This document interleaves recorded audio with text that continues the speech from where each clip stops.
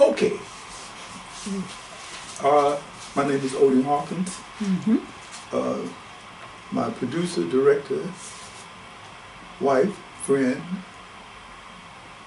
Zola Salena-Hawkins is sitting right over there. And this is the book right over here. This is the book. I'm reading from it, and I'm coming to the end of it, but it's not going to be today. It'll be sometime soon. Yeah. For those of you who were here last time, you will know that we took a moment or so off, but now we're back. And the last chapter dealt with some people who were involved with the writing workshop and how they had decided to establish a new social organization themselves that would be interested in doing more than just simply reading each other poems and so forth. It's something that happened.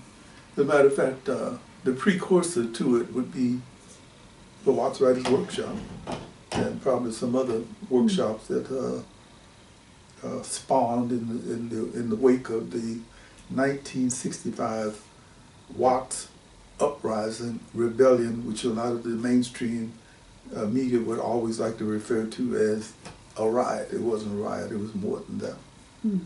This is my capoeira cup here. I see your capoeira cup.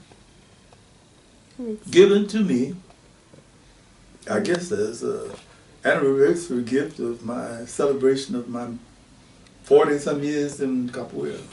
I see. The African Brazilian martial art. But I don't want to get, there you go. Yes. I don't want to get tangled up with too many things. Yes.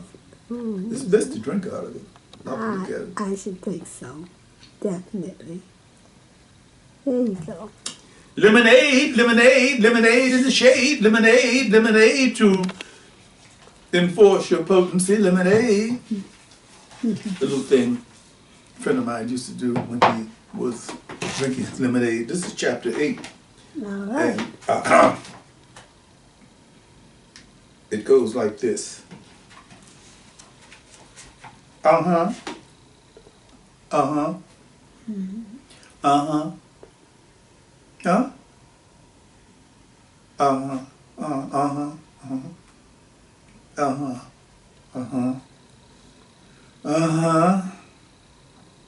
Huh? Uh-huh. Uh-huh. Uh-huh. Uh-huh. Uh-huh. No. Fergie, dressed in a tattered horse blanket bathrobe, stands at the west wall of his apartment building shouting, "God damn it, Milfred! Why don't you stop blowing that damn thing in the middle of the night? Come on back to bed, Fergie. You know how inconsiderate that fool is. The best thing we can do is complain to the landlord again. It's really a sin and a shame. We got to listen to that weird shit damn near every night, and especially on Monday. It just gets my week off wrong, period."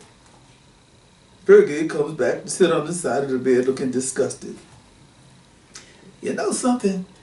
I saw him in the hallway the other day and I said to him, "Hey, look at here, man. We all know you hung up on that funny-ass horn you playing and all that, but you start blowing that stuff in the middle of the night when folks got to get up in the morning and we can't get no shut-eye. How come," I asked him, "how come you can't play in the middle of the afternoon, you know, when folks is at work?" You know what he said to me? "Dig, brother," he said, "I plays when my thing comes down on me. Sometimes it happens in the afternoon, but usually it happens at night. And when it does, I just have to go on and deal with it." Well, behind that, I just looked at him hard like he was crazy or worse. An open door came on in the house. Lucille laces her hands behind her rolled up hair, stares pensively into the ceiling for a moment. "Baby, do you think he's playing anything worthwhile? I mean, every now and then he'll hit a pretty note for a minute or two, and then he'll go back off again." I don't know if it's worthwhile or not. He could be the next Lester Young for all I care. All I know is it keeps me from sleeping. What is that thing he's blowing on anyway? Damn if I know. Heard him tell Lou Bertha one day that he needed a new reed for his bassoon. Mm-hmm. Mm-hmm. For his bassoon. What in the world is that? Mm-hmm. Mm-hmm. I can almost see it in my mind's eye, but I can't quite describe it. Something like a super clarinet. Mm-hmm. No, not quite. One of those old weird-ass foreign horns. The eerie, wailing sound from beyond the wall dies softly. Lucille unlacing her hand from behind her head in surprise. He stopped playing. Mm-hmm. Uh-huh. Uh-huh. Mm-hmm. Mm-hmm. He'll do that sometimes. You ever notice? He'll play for about 10 minutes straight, stop for a bit and start in all over again. See? There it goes again. Mm-hmm. Sounds a little bit like a rattlesnake pissing up against the wall, don't it? Mm. Ferguson Smith, you ought to be ashamed of yourself. Well, I remember you saying something yesterday evening about it being so quiet for a change that you could almost hear a mouse piss on cotton out of them apples grab you. Mm-hmm. All right, honey, Lucille answers, scooching her ample hips around in bed. You win. Come on, get back in bed. My feet's getting cold. I guess I'm going to have to see that madman again tomorrow. Looks like every Tuesday morning. Yeah, talk to him again. From what I hear, he's about to get put out anyway because he ain't paid no rent last month. Good. Well, I'll see him in the morning anyway, just to make sure we have some kind of peace till he gets booted out. Fergie drapes his bathrobe across a nearby chair, squeezes himself in bed beside his wife. They both lie there, their eyes squished shut, trying to blot out the skirling sound from next door.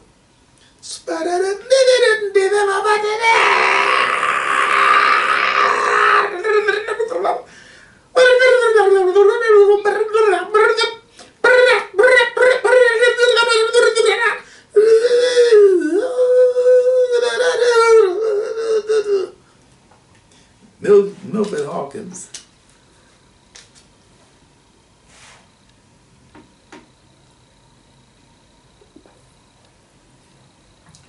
Milfred Hawkins, baggy skivvies, a t-shirt 2 sizes too large. God bless you. Thank you. Milfred Hawkins, baggy skivvies, a t-shirt 2 sizes large for his bird-like frame, a 3-yard-long red, black, and green colored scarf wound around his neck, a Norwegian ski cap with a pom-pom perched on his uncombed afro, lies tangled in a pile of bedding in a corner of his room, dreaming of his great work to come. Ferguson Smith, standing on the other side of the door, swallows hard a couple of times and knocks on the door. The response from inside, after a full minute, is negative. Go away, I already got one. It's me, man, Fergie. What you want, Fergie? It's 7 motherfucking 30 in the morning. What the fuck you want this early in the morning? Fergie swallows hard again, adjusts his belt buckle. I gotta talk to you, Milfred. Open up, it won't take but a minute. Milfred gleams one fierce, bloodshot eye at the door.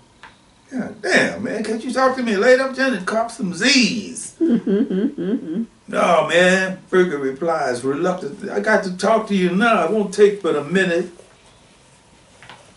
Milfred untangles himself from his bedding covers, muttering obscenities and scratches his crack all the way to the door. Well, what is it? Yes, the door opened only wide enough for his bloodshot eye to shine through.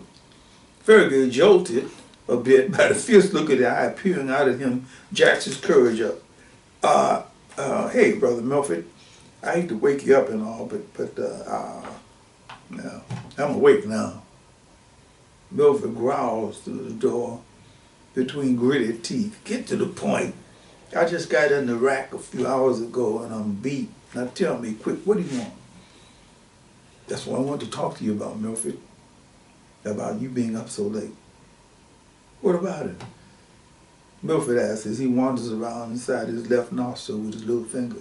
Left nostril, that one there. Well, nothing, man. I mean, it's just a...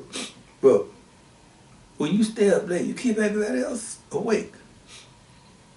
Milfred strolls away from the door, still fingering the inside of his nose and scratches his crack. Calls over his shoulder. Come on in, Fergie. I ain't got no time to... I just want to say, just what I said. Come on in, man. There's a damn breeze blowing through this draft-ass joint. Fergie edges into the apartment, hesitantly casting surreptitious glances at the piles of crumpled paper, chicken bones, and cigarette butts scattered around. But Milfred scratches his crack, and as he urinates into a milk bottle, Milfred slaps the last bit of liquid from his penis tip, places the bottle down in place, and walks over to his window, still scratching, stares at the crumbled red brick wall facing him.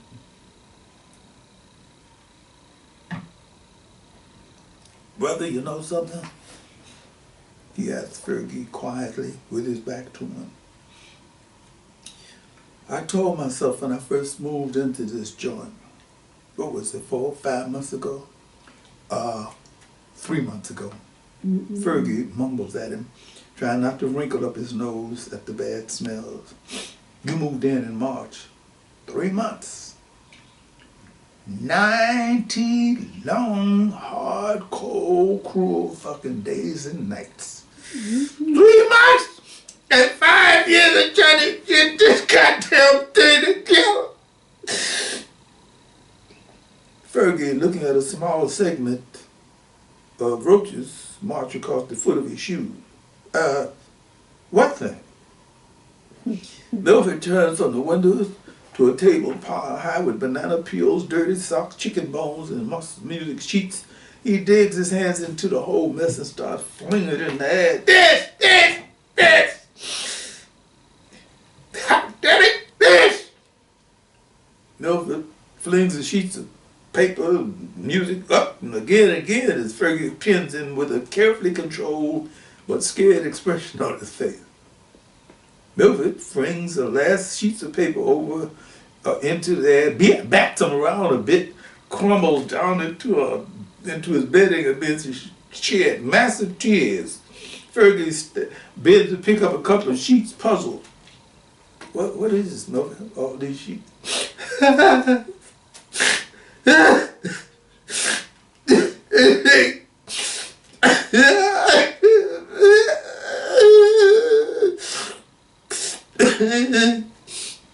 It's the first Jazz Concerto.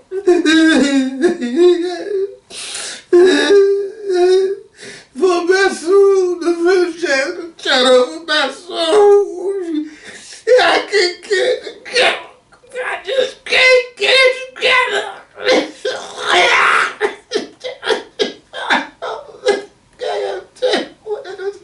I'm sure Fergie, staring alternately at the sheets and at Milfred's tear-streaked face. Anything I can do to help you, brother? Anything at all?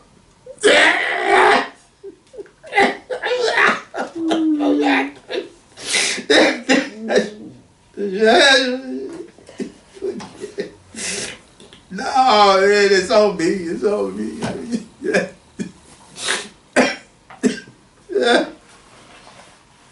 Fergie gently releases the music sheets onto the floor. Well, you know what they say? That's the way the cookie crumbles sometimes. My old man used to tell me that you couldn't raise nothing unless you plowed up the ground first. Keep on working on it. It'll come to you. Watch and see. Well, I gotta be getting on. I'm late as it is. You take it slow, Milfred. Be cool, okay? Milfred looks up gratefully to Fergie, wiping his snotty nose at the end of his scarf. Okay, Frankie. All right, okay. Right on, bro, Frankie, right on. Fergie eases out, shaking his head sadly, compassionately, at the sight of a grown man sitting in the corner crying. Lena Daniels, trying to take advantage of the early evening shadows, rap taps furtively on Miss Rabbit's back door. Miss Rabbit ushers her in. Both of them check each other out with puzzled expressions. How you been, child? How you and Jim doing? Or is it too soon to say? And where's my cobbler? Lena twiddles her thumbs and stares at the pattern in Miss Rabbit's warm kitchen linoleum.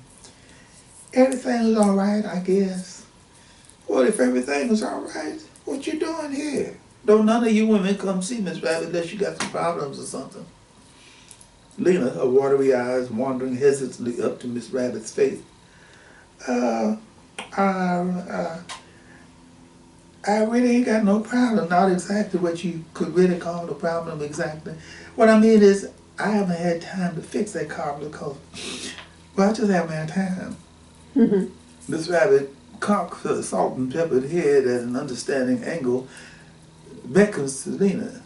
Now, come on, sit down and come and tell Miss Rabbit all about it. Neighborhood constantly, you see. I ain't got but a minute. Jim is taking a nap right now. He'll be waking up directly. What? Go man, take a nap? Never heard of such. What in the world are you talking about? Well, that's what I want to see you about. I did everything you told me to do, just like you said, you know, about putting that stuff in his coffee and all. And he come home feeling poorly, right? Yes, sir. He came home and laid down, and while he was sleeping, I tossed those bones you gave me under the bed and sprinkled that powder around, just like you told me to do. So what's wrong now? Miss Rabbit asked, lighting a cigarette. Go on, let it out, honey. Let it all out. Miss Rabbit, Jim done gone crazy. Every time I turn around, he got his arm around me. And I'm just about wow. I don't know what to do with that man. He wants to do it every 5 minutes. Yesterday he said to kids, Lord of mercy. Miss Rabbit interrupts, holding her jaw in amazement. If this ain't something. Lena, when you tossed them bones under the bed, did either one of them land crosswise ever? I don't know, Miss Rabbit. I didn't look. I just chunked them under there like you said for me to do. Quick, honey. Go run on home if you want a good night's sleep and uncross them bones. Lord, that's what happened. Them bones landed crosswise. I bet you a fat man, Jim's main bone got stuck in between there somewhere. You know? Multiplication. What'd you say? Multiplication. Multiplication. Yeah, I heard that off-screen comment by Salena-Hawkins. She knows what's happening.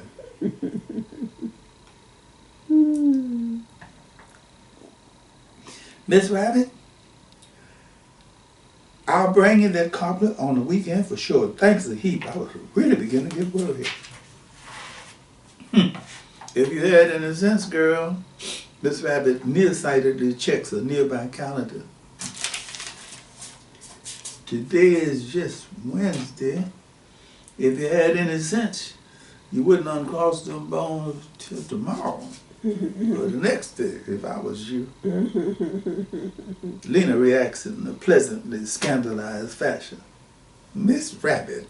Well, anyway, bring them on back when you uncross them. Bessie Mae looks like she's going to be eating something whenever Fred Lee gets his real ass out of jail. Our Suki boy's foot. It seemed almost well, got better almost overnight for some reason. The doctor thought, The boy must have stepped in some of that powder you sprinkled under Jim's bed. Miss Rabbit announced, suavely flicking her cigarette ash into her apron pocket. You're right. You know, sir, he sure did. When Jim got in the other evening, Suki boy hopped in to see what was wrong with his daddy. And that's right, that's what happened. He had to step in it. What kind of stuff is that, Miss Rabbit? You can tell me, I won't tell nobody. Miss Rabbit smiles indulgently, pat Lena on the shoulder. You better go on, carry your narrow hips on home, girl, before Jim wakes up. And stop worrying about Miss Rabbit powders and things. Don't forget that cobbler. My sweet poo toops is just aching for the first bite. Go home now. I'll be looking for you. Don't worry about a thing. I'll have it over here first thing on the weekend, probably on Saturday. And don't forget to bring me them bones with you, unless you want to keep them till next week. Don't worry, I won't forget. Good night. Good night. Thanks for everything, Miss Rabbit. You take care, Lena. Take care. Miss Rabbit says to her, letting her out of the back door into the alley. We're off into chapter 9 at the next reading. It starts off like this. It starts off like this. And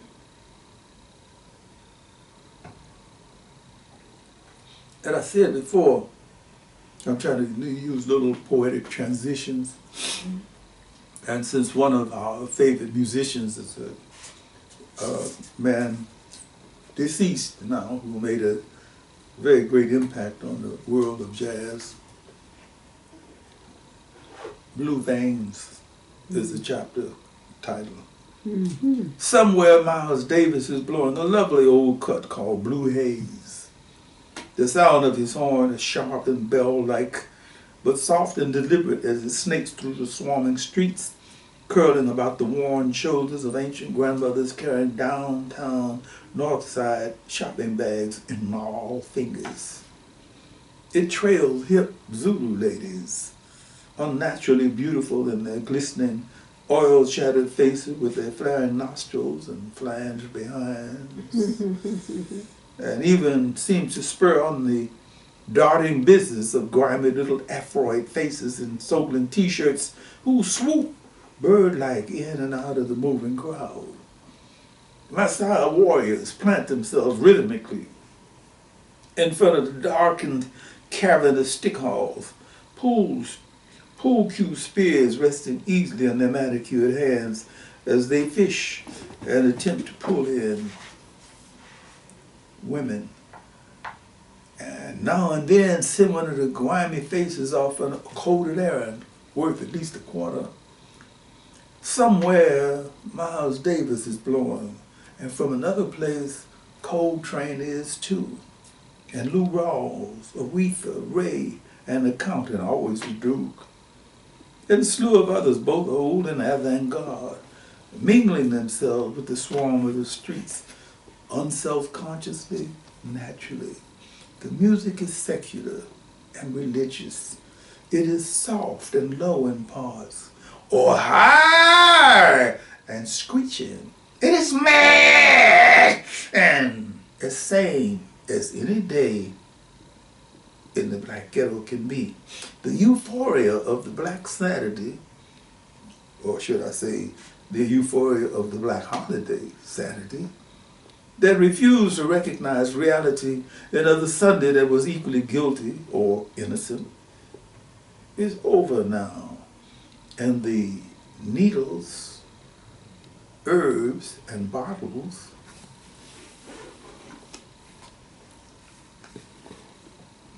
that held holiday dreams are now part of the existing everyday reality.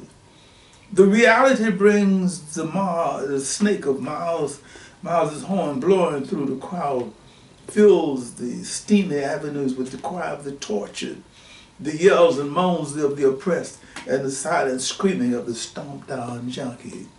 Somewhere, Miles Davis is blowing. So that's how we're going to start that off the next time. All right. With some day somewhere. Additional poetry. All right. You're into poetry type of mode nowadays. So. I try to get as lyrical as possible. Mm-hmm. You know, I just don't want to be known as somebody who reads like you're reading a hedge fund account or something. Mm-hmm. Or what about the readers who read everything like it's supposed to be read, Mm-hmm. which is why I have to explain. One of the things I'm interested always in doing is to have these little off moments where you let whoever might be listening or reading, listening and looking will say, "Oh, he's reading to somebody, with somebody." Yes. You're a perfect audience because you're able to rhyme in with whatever's on your mind at times. You blow your nose, you cough, you have earaches, you get up. I love it, especially when you get up and you start dancing around. But then you always come back and sit down and put on your robe again. I think we have concluded. We I'm just need to kidding. conclude this reading ASAP. I'm not suggesting before that you I'm ramble on. Okay, I'm not suggesting anything. I'm just saying. Yeah, You I know. know. But it Not does suggesting get, at all. It does get kind of salacious in here at times. With that, Odie Hawkins, Yes. thank you for the reading. Your website is Are you closing it? Your website is This is what happens when I step www.odihawkins.com. Okay. You're also on Amazon. And if you're interested in any of Odie Hawkins' books, The book is you called can Ghetto Sketches check out Ghetto Sketches 2021. 2021. It has some additional Can you research see that the people on the original. back cover here? It has some additional research in 2021 that is not in the original cover. Okay, on the back is a picture of myself, Zola Salena-Hawkins, and Odie Hawkins. All right, and the cover was done by Tony Gleason, an artist and a writer as well. And the blurb is done by Professor Justin Gifford, University of Nevada. Okay, and thank you very much. If you guys like this video, please hit the like button and subscribe to our channel. We have a panchan of activities, from reading to capoeira to Tai Chi and various moments in time. And with that, Itness. Stay up, Alfred. Yes. Oh, okay, there you are. Itness. Valentina, Susan, etc., etc., etc. You too, James. Got that right. And Steve.